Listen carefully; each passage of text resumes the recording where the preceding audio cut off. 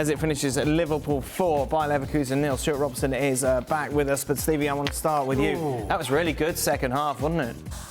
Do you know what I thought for the majority of the game? Liverpool were absolutely in control. I think after about 20 minutes, Leverkusen had a wee spell of 5, 6, 7 minutes where they were getting some possession. But after that, before that and after that, I thought Liverpool in control.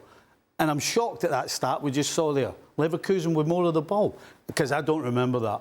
I never at any stage was in any fear that Liverpool weren't going to win this game. There's no question. For a 90-minute period, this is Liverpool's best of the season, by far. Total control. Do you agree, Robbo?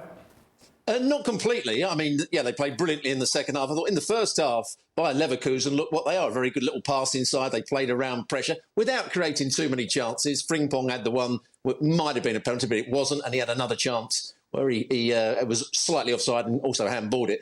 But they passed it quite nicely. I thought they were well controlled and well disciplined.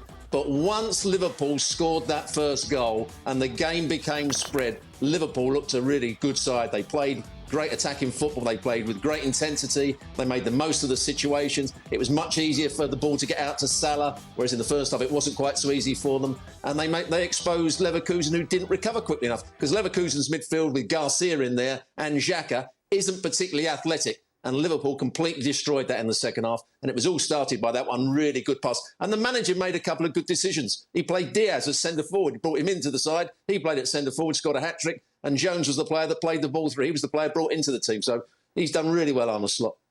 I think we're past the... they haven't played anybody yet. They've had a... You know, there's a long way to go. Yeah. Of course there is. But I think when we looked at the first, was it 8 games of the season? And it was like...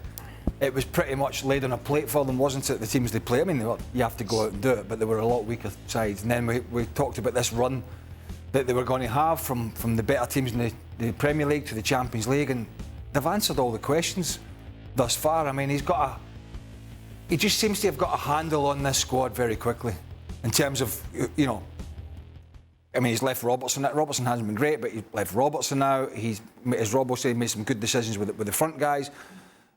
Szoboszlai, who's been brilliant since he came in at Liverpool, not so much this season. Listen, he's shown he's not frightened to make some decisions on players that have been big for this team, particularly Andy Robertson and others. But they're not the swashbuckling Liverpool they were under Jurgen Klopp.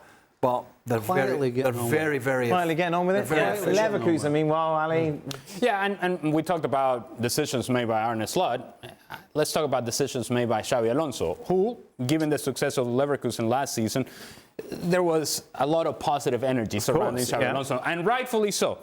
I would say there is room to question some of the decisions that he made today. And Stewie just talked about the point that when you play Granit Xhaka and Aleix Garcia together, you lose athleticism. And in fact, he played with Ezequiel Palacios, Granit Xhaka, and Aleix Garcia in the midfield.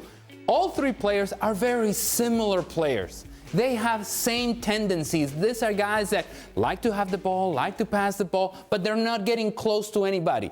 Palacios may be one that can close some space, but not really. And you have a guy sitting on the bench in Robert Andrick, who's actually a guy that can get tight, that can get physical, that can get close, and that can get around. If you're playing against Liverpool at Anfield, and Xabi Alonso, my goodness, he knows this. He knows this. He played the position at Anfield. He would know this. You need to get around. You need to be athletically a team that can go and close the ball down. And Leverkusen were not able to do that today, but haven't been able to do that all season. Defensively, I continue to ask questions of this team, and they continue to come up short.